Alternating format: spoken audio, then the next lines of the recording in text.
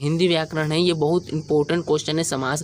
आज हम best trick से जानेंगे समास के सारे उदाहरण, समास के जितने भी भेद हैं, 6 भेद हैं, 6 भेद इस वीडियो में क्लियर हो जाएंगे। तो वीडियो को भाई पूरा देखिएगा, तभी आप समास के बारे में पूरा समझ पाएंगे। तो आइए वीडियो को शुरू करते हैं। तो पहले जान लीजिए समास क्या होता है। जब 2 या 2 से अधिक शब्दों से मिलकर बने हुए नए सार्थक शब्द को समास कहते हैं। ये समास की परिभाषा है। तो जानिए, जब 2 या 2 से अधिक मतलब कि 2 या 2 से अधिक शब्दों से कोई मिलकर नया शब्द बने, उसे समास कहते हैं। उदाहरण के तौर पे समझते हैं, गंगा का जल।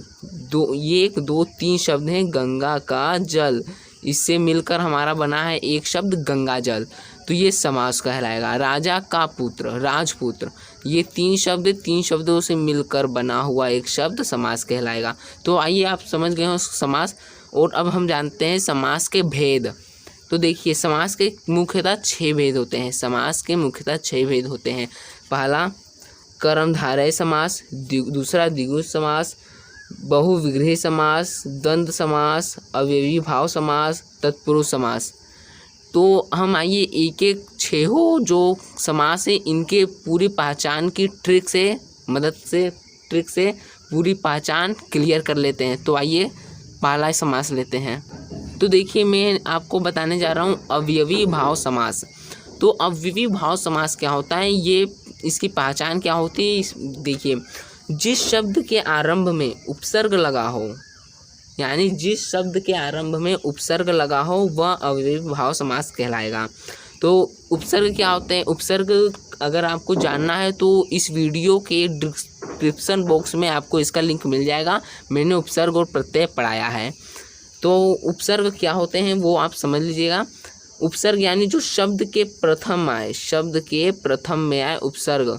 तो यथा, प्रति, आ, अप, उप सब जो है प्रत्यय होते हैं, उपसर्ग होते हैं, मतलब कि प्रत्यय तो उसका उल्टा होगा। तो आइए उदाहरण पे समझते हैं। यथा विधि, तो शब्द में प्रथम में हमारा यथा आ रहा है उपसर्ग। आजीवन, आजीवन, इसमें आ रहा है, आ उपसर्ग है। प्रतिदिन, प्रतिदिन, प्रति जो है हमारा उपसर्ग है। उपकार, उप उपसर्ग है। अपमान, अप उपसर्ग है। तो आइए आप समझ गए होंगे अवयवी भाव समास। तो आइए हम समझते हैं द्विगु समास। द्विगु समास में उत्तर पद प्रधान तथा पूर्व पद संख्यावाची होता है, अर्थात जिस शब्द के आरंभ में संख्या हो वही द्विगु समास है। उदाहरण के तौर पे समझेंगे, जल्दी समझ जाएंगे। सुनिए, चौराहा, उधर 4 राहों का समूह, इसमें देखिए चौ आ रहा है, 4 आ रहा है ना, संख्या आ रहा है, तो ये हमारा हुआ द्विगु समास। तिरंगा, 3 रंगों का समाहार, 3 हमारी संख्या है। नवरत्न, 9 रत्नों का समाहार, यानी 9 क्या है, संख्या है, तो ये हमारा द्विगु समास हुआ। सप्ताह, 7 दिनों का समूह, यानी 7 दिनों का समूह, 7 संख्या है। ले लेते हैं दोपहर, दोपहर, ये 2 आ रहा है, तो 2 क्या है हमारा, मतलब कि संख्या है, तो द्विगु समास। अर्थात जिस शब्द के आरंभ में संख्या हो द्विगु समास कहलाता है। तो आइए हम द्वंद्व समास समझते हैं। तो देखिए, आज अब हम समझेंगे द्वंद्व समास। जिस समस्त पद में दोनों पद, यानी दोनों पद, देखिए पहले मैं आपको समझा देता हूँ पूर्व पद और उत्तर पद क्या होता है। पूर्व पद और उत्तर पद, जो पहला पद होता है समास का वो पूर्व पद कहलाएगा, पूर्व पद, और जो दूसरा होगा वो उत्तर पद कहलाएगा, उत्तर पद। पूर्व पद यानी पहला पद, उत्तर पद यानी पीछे का पद, दूसरा पद। तो समान हो वहाँ द्वंद्व समास होता है, अर्थात 2 शब्दों के बीच माइनस, ये माइनस को हिंदी में योजक बोलते हैं, योजक लगा हो, यानी 2 शब्दों के बीच योजक लगा हो, द्वंद्व समास होगा। ये पहचानने के बेस्ट ट्रिक है। यानी और मतलब कि सार्थक शब्द हो, अच्छे शब्द हो, मतलब कि तालमेल हो उसमें, जैसे माता पिता, कहते नहीं माता पिता, तेरा मेरा, भाई बहन, बॉयफ्रेंड गर्लफ्रेंड, भैया भाभी, कहते नहीं हैं, वो द्वंद्व समास होगा। यानी उनके बीच में योजक लगा हो और दोनों पद समान हो तो द्वंद्व समास होगा। आइए हम समझते हैं तत्पुरुष समास। तो आइए हम समझते हैं तत्पुरुष समास। समास विग्रह करने पर, मतलब कि तत्पुरुष समास का समास विग्रह करने पर अर्थात समास को अलग करने पर उसके बीच में में, का, की, को, के लिए, में, पर, से निकले, मतलब कि पर से क्या गया यार, आदि शब्द आते हैं, इनके बीच में आदि शब्द आते हैं, वो हमारा तत्पुरुष समास कहलाते हैं।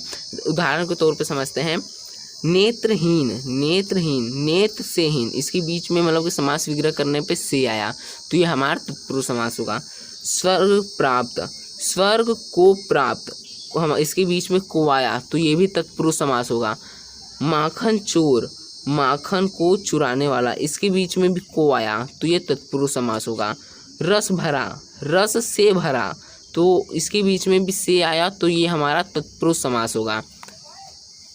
तो आइए हम समझते हैं कर्मधारय समास।